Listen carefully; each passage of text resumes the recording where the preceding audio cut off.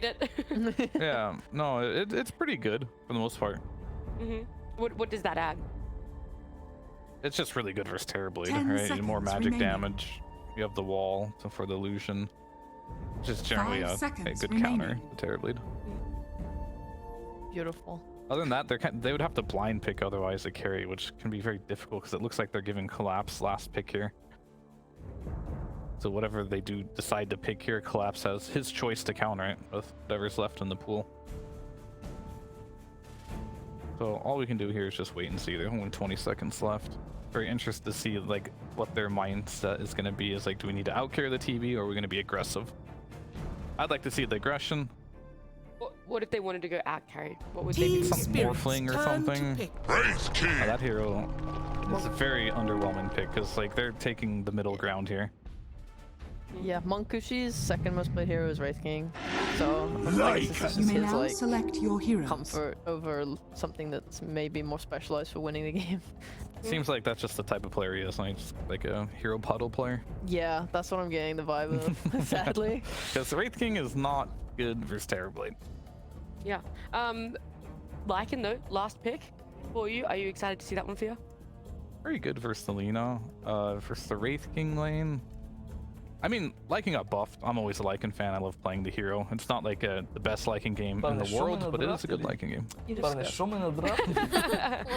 don't discuss me around casters, and they're going to be joining us so we can hear their thoughts. Aries Honestly, and I'm really Lizard, how are you both? Aries, if you want to start, tell me how you are, and any thoughts on this draft? I'm doing very well post Stockholm, so recovering from that. But yeah, doing well.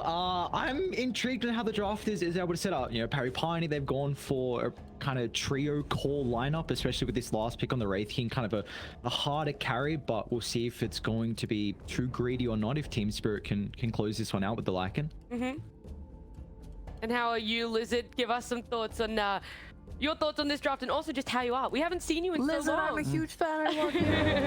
We missed you.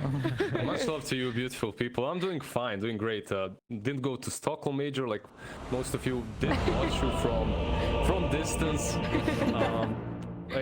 No, I'm hyped for the game. Really, I haven't been casting Eastern Europe for a really long time. People that I've played against in pubs and still play with quite a bit, so I get to flame them now. It's a good change.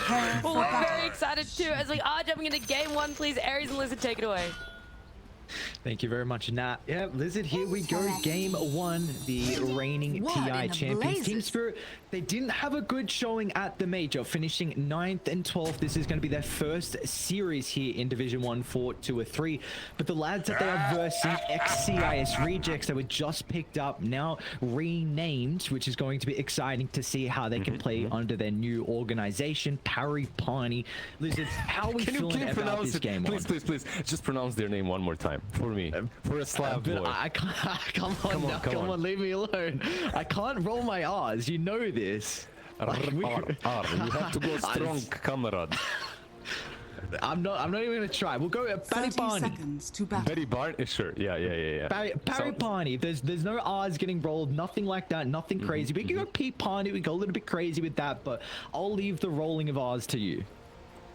The Pari Parni. It's good. It's good enough. Yeah.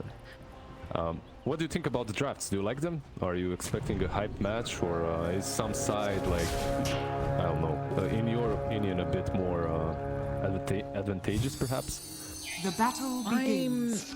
I'm excited to see how this Lycan's able to shape up, honestly, for Spirit. And in particular as well, we got Maposhka on the Rubik, so some staple heroes for Team Spirit. I've always been, like, when I'm looking in regards to position 3 and kind of how to play and the hero pool and what the meta is, Collapse is that #1 person you are looking to. I mean, he just had such an incredible run at TI, and we saw him in the past too as the Spirit Breakers. Of course, he continued with the Mars. It really diverse hero pool, and was just able to take over games. So I'm excited to see how this Lycan's able to shape up personally, but I don't know. I don't really have a favorite in this game one. Do you, with how the draft is set? No, not really from the draft. Maybe from, like you said, from the history of these two teams, right? Even though Team Spirit hasn't been that great recently, they're still Team Spirit, and you kind of give them an advantage, right? Just from the names. from the Lycan, I was looking at it and I'm thinking, okay, Radiant's what will he build? courier I has click on been the hero, killed. I see Helm of Iron Will already queued up. Disgusting, nothing more to look at this lane. That's it. So you're out of bottom. You've had enough. You don't want to collapse on the Lycan.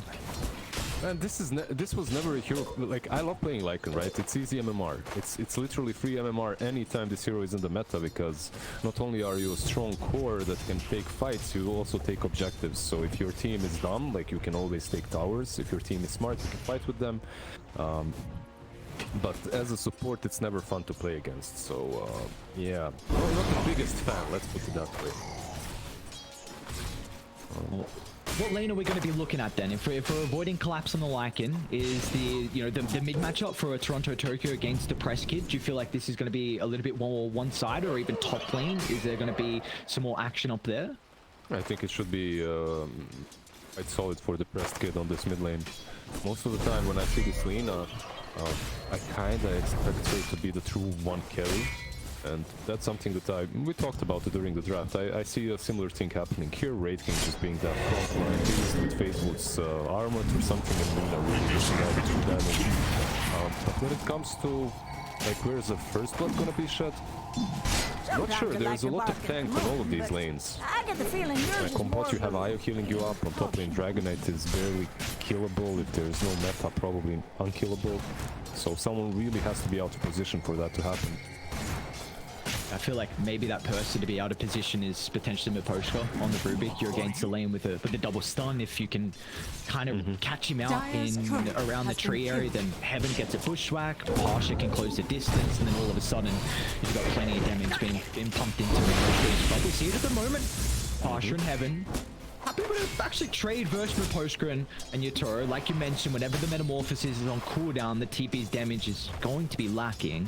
Yeah, and you have Breathe Fire as well. You reduct that for 25%. Like you mentioned, double stun. I don't think we'll see it very early on, just because you want to get that passive up as well. So basically, we have two Dragonites on two lanes. You have this Dragonite with Dragon's Blood on top, and you have like that already bought a Helm of Iron Will on bottom. So it's like, well, it's a really good thing to mention now as we transition to this new patch and building on the meta in 7.31D. What was really your outlook on the big changes of the patch? oh man, I'm still learning really. Like I have to say and admit that I expected more out of the patch. I don't know why. I expected something massive, and it was just a balance change. There are some different things, like Sheepo was talking about some mid lane pudge. And I understand Sheepo, she's the same like me. Like, it's my kind of a person. She always like these... She's a Meepo spammer, I'm a Meepo spammer. We understand each other, like, deep inside the soul, you know? Like, you have to be broken in a certain way to do that.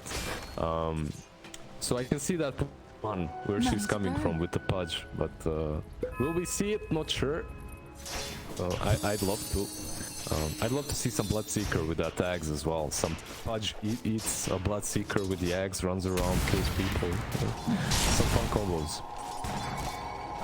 For me, I'm also just looking at kind of the adaptation in regards to carries and also the position 5. So we're going to get some carries that are a little bit more self-sustainable. You know, the jugs being something that people are experimenting a little bit with. We see the Wraith King built-in sustain.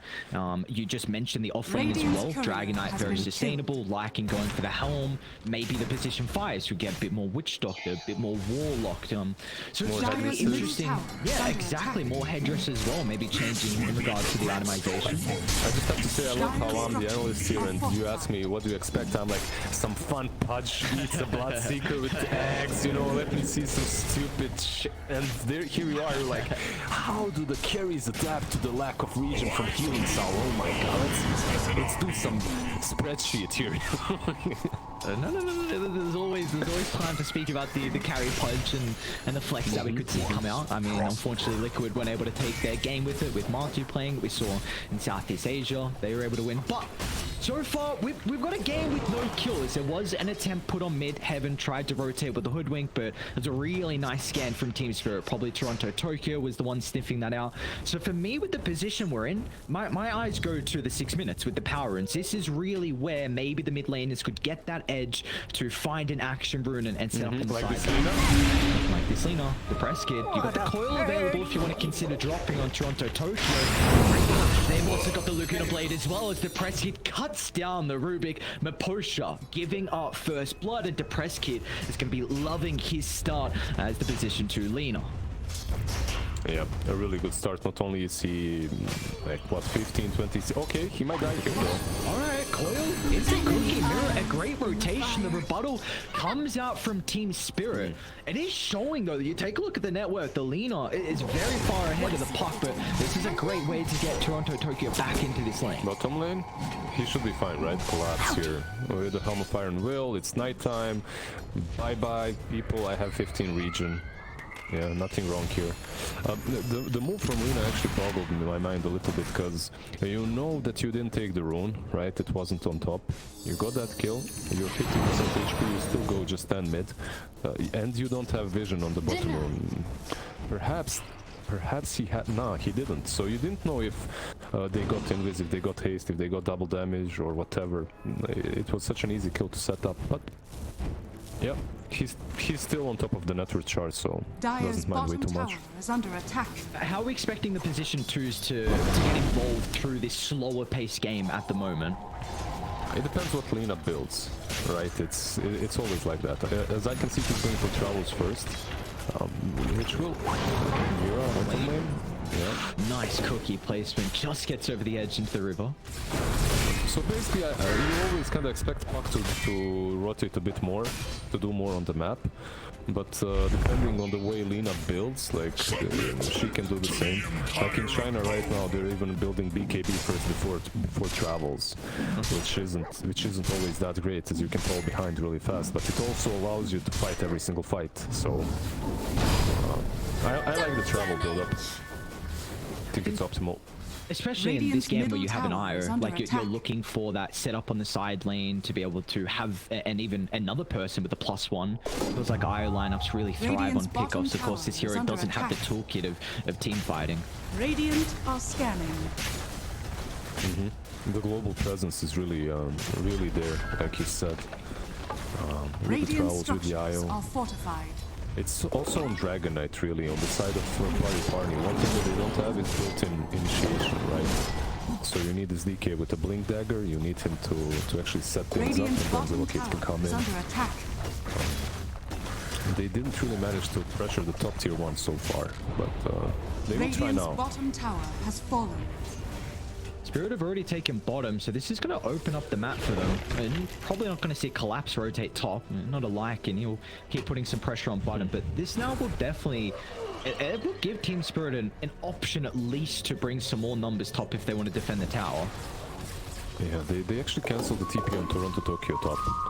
So this makes me think they will sack the top tier 1 tower, leaving Poshka there, and then rotate the Lycan towards mid lane tier 1, not down bottom. Like, you don't have to go for that tier 2 so early. And they can do that, in my opinion.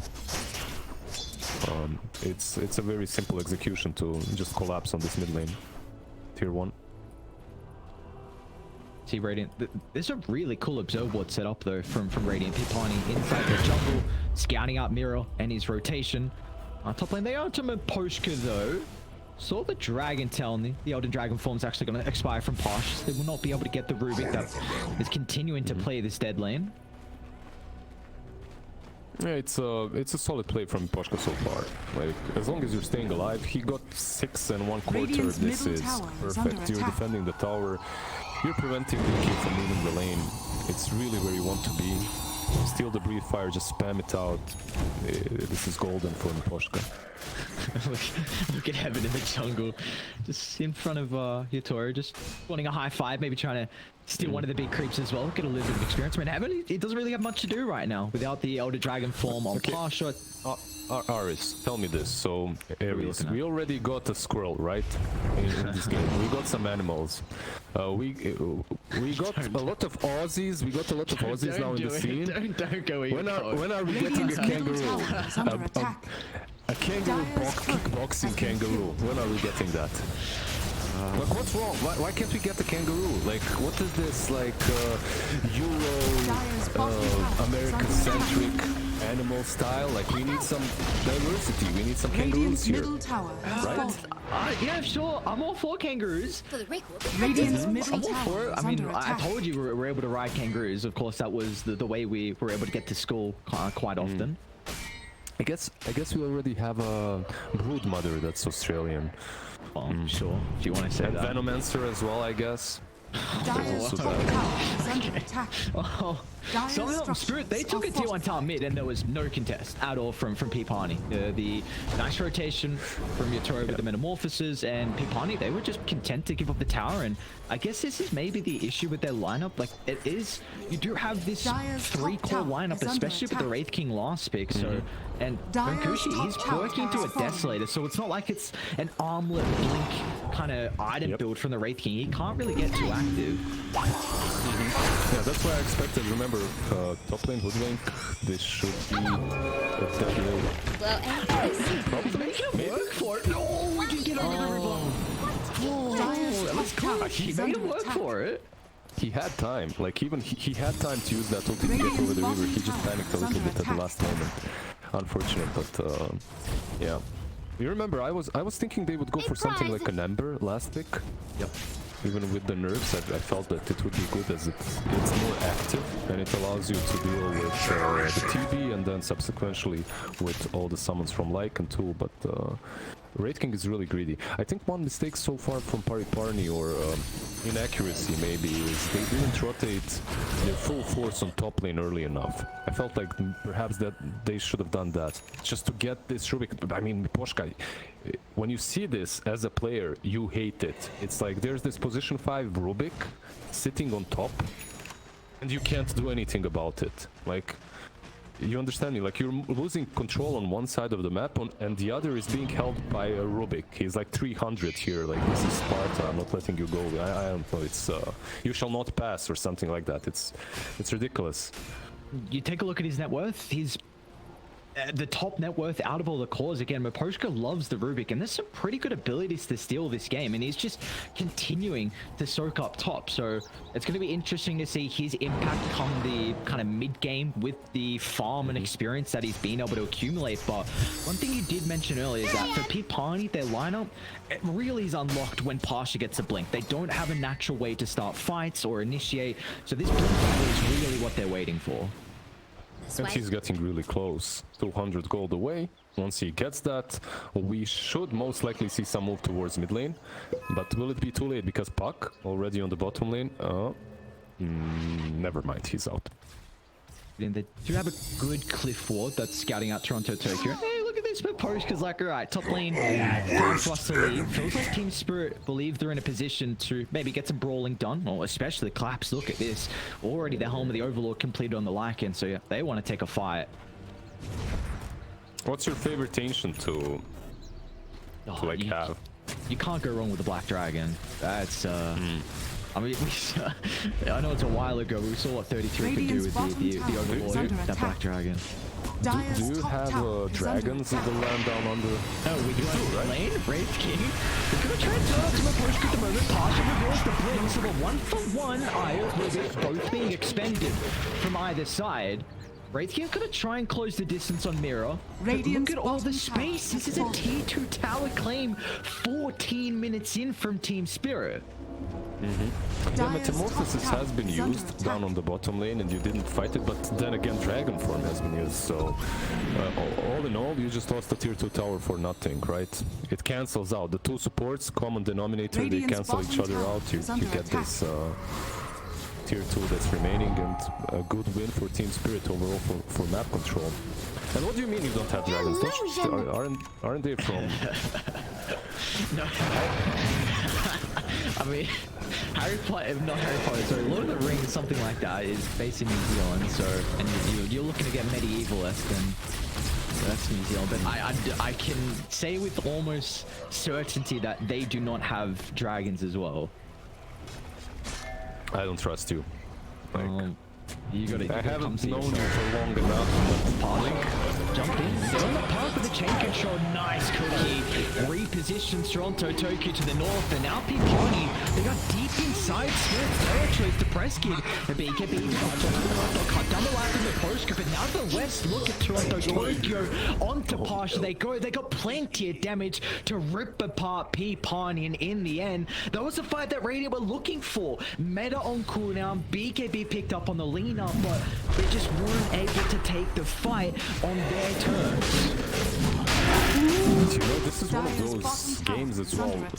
When you look at Lina, you feel, okay, this hero is a scary core, but you're playing into a Lycan. Like, in a game such as this one, even with the BKB, he just runs you down. Did you see what happened to Dragonite?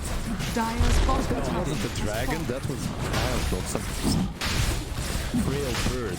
He just disappeared. Together with Yatoro, his armor disappeared. Unfortunate really for Pari Parni. This game is looking to fall out of control very soon if they don't make some really good smoke rotation. For me, if they can withstand this next fight with Aegis and Meta, then they might be okay. Because you still got Lina top of the net worth, and Kushi as well in the Raid King is farming exceptionally well. Lina? He's got Deso completed. Toronto Tokyo is going to jump. Lina's going to be okay. Can always use the BKB if required. So Toronto Tokyo is going to try and deal with immersion instead. The glob's raining down, but they don't even get anyone. Toronto Tokyo is still hunting, has the haste, the abilities back up. Surely he's going to dive. Why not? With how low the Ari's health pool is. Threat. Or maybe it's done. Pasha jumps in, but Cookie once again repositioned to the north, and Toronto Tokyo will get out of danger. You don't count everything, right? Like sometimes you don't count the exact timer of a BKB, so they didn't know that Lina had it on cooldown for 20 more seconds. Then again, you have to kill Wisp first anyway, so he goes for the IO, gets out, Dragon Form also baited. A prize. Like, you're talking about them surviving the next couple of minutes. It will be helpful to survive, but I'm not sure if they're getting much stronger. Like, okay. Their next items that they are buying are Blink Daggers. Lina is buying a Blink Dagger, actually has it. Raid King also going for one. So you'll have 3 Blink Daggers on 3 cores, but will you be able to utilize them? We'll see. Someone like a Puck is very susceptible if you get almost done. Guys, easy kill, especially with Bapoka's damage from afar. Man, Fade Bolt and the Soul and Dragon Slave is just so much damage output from a support. Yeah, they're just snowballing across the map. Their 2 cores are still on top of net worth, by the way, Lina and Raid King. But that's mostly because they're not fighting at all, they're just keep pushing. Dragonite. Radiant's middle tower Stand to has protect him fallen. on Pari Parni.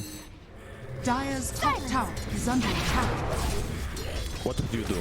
How do you protect this? Hang on, don't ask me. You're what? I'm supposed to be asking you. Come on. When I haven't.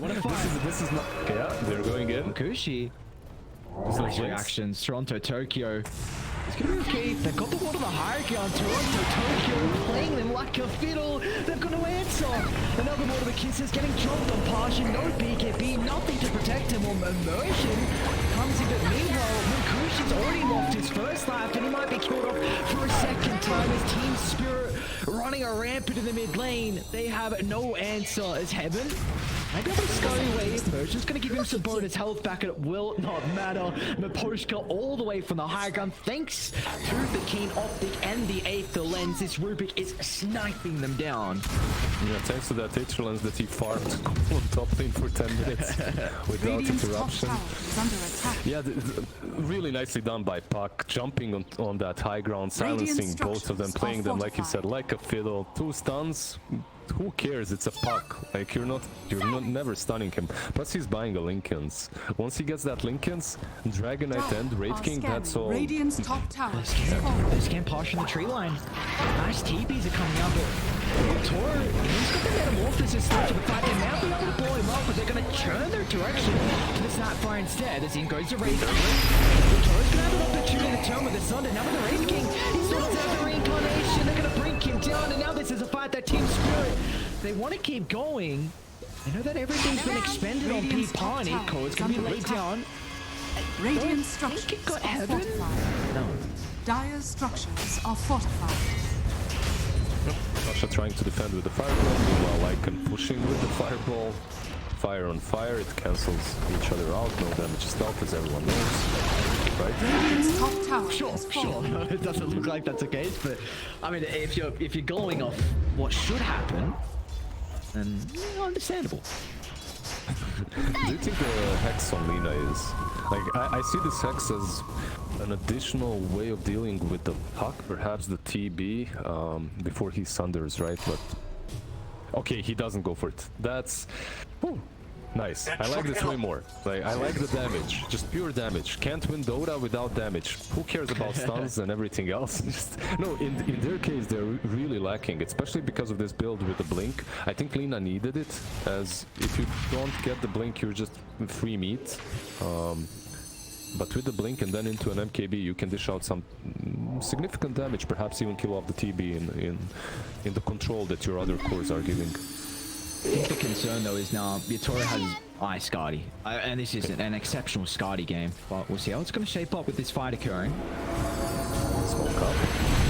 Rescue. Gonna jump and start the fight. Could have been sold from the post, so already Rescue has lost half his health to play with this engagement. The Merchant's gonna do his best to keep him healthy, always has a threat of a real kit to use it defensively, but Maposhka jumps in again on the Rubik, and no, the real kit was too late, and they're in shambles now. The formation completely broken, there's nothing they can do to protect the second life of the Wraith. He just has to stand there and take the beating, as now they'll chain this into immersion. He returns and sent straight back to his grave as Team Spirit. Again, just another fight where they are running over Pari Parni. Questionable, maybe.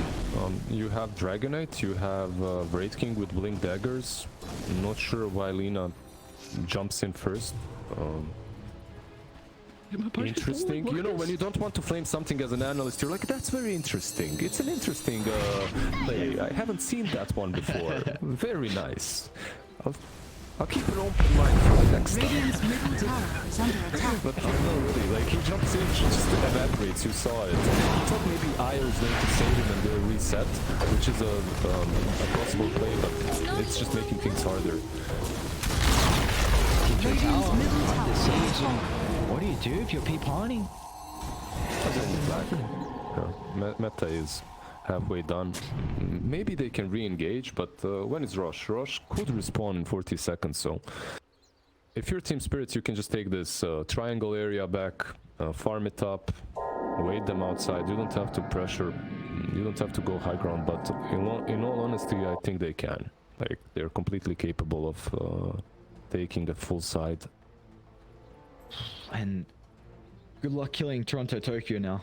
Puck's got the Lincoln, so even the threat, if you consider going Hex later on, even screw the Hex, you got Dragon Tail, which is your main form of initiation. You have Wraith King with the Wraith Fire Blast, and if there's ever a stage where an Abyssal Blade's a consideration, so Toronto Tokyo is flawless this game, 6-0-5. All their cores are flawless, so Team Spirit are looking incredible. And is this one of the best Rubik games you've seen in quite some time? I mean, Maposhka, again, he loves the hero, but he's making him look like a viable hero that we could see more often. From a position 5 perspective, 100%. Yeah, like he's doing a lot. Like just from the fact that he's got a Blink Dagger and Aether Lance is huge. He's defended top tier 1 tower for a really long time. Afterwards had some clutch plays. Overall, it's not that massive. He stole a black hole and turned the team fight or anything like that, but he's definitely making the hero work in his own way. What's the avenue back in for Pari Parni? What is the ideal fight that they can get to maybe turn this game? Because it's a 10,000 deficit, so what are we looking for them to take that perfect fight? It has to come off of some great high ground defense, with Lina dishing out massive amounts of damage with this MKB once it's completed. I don't want to say I'm as depressed as the rest here, but it's very difficult to see the light at the end of the tunnel for them in this game. It's possible always. Perhaps they stack their stuns on top of TB, kill him off first in a team fight. He doesn't have a BKB, right? He's feeling strong enough. He's feeling like he doesn't need it, which is arguably the case. Let's say Toronto doesn't throw Lincolns on him. He gets a couple of stuns. He doesn't use the Sunder. He can fight off of that. You also have the Aghanim shot on Miposhka, so you have this defensive telekinesis as an option. So that, the Lincolns, maybe if, depends what way he's facing, Mirror can disjoint like a couple of stuns with the cookie, just reposition him out of maybe like the LSA or Bushwhack, so we'll see if that's going to be the case. For maybe, because this is always the beautiful thing about an IO. There's always the threat of kickoff, but this also has to be props given over to Team Spirit. They've played a very methodical game where they're making sure no one is split and there's no opportunity for those pickoffs. It's really hard to split when you're playing versus TB Lycan and the puck with travels. Like, these two are pushing faster than any of your heroes 100%. And then again, you have a puck that has travel, so he can catch you at any given point with that green call and set up for a defense. So it's not even an easy game to do that, right? But they're doing a good job on staying on the map, at least. Like the Press Kid and Immersion, they've spent a good chunk of time in this triangle, farming the ton. Enemy triangle, that is. And you do see, like, just a read from Team Spirit, they do not feel comfortable with going up Highground again. Because you don't want to give that option as... Actually, maybe they... The Dragon Knight stepping a little too far. You expect the Highground to be safe, but not the case. Because he's going to try and turn. What a damage into the park, but the phase shift does disjointing the fall from Munkushi. But wait, the Press Kid moved back. Do you think that maybe they had no damage if he didn't? It looked that way, at least. He moved back just before Wraith King went in. Maybe some miscommunication, but still Puck is a slippery one. You feel like you can go on him, he turns, suddenly you lose a full team fight because of that. And they're getting scouted out with his Observer Ward. It's a beautiful placement. Team Spirit just have full control, and they've already got to go back because their top tower is under siege.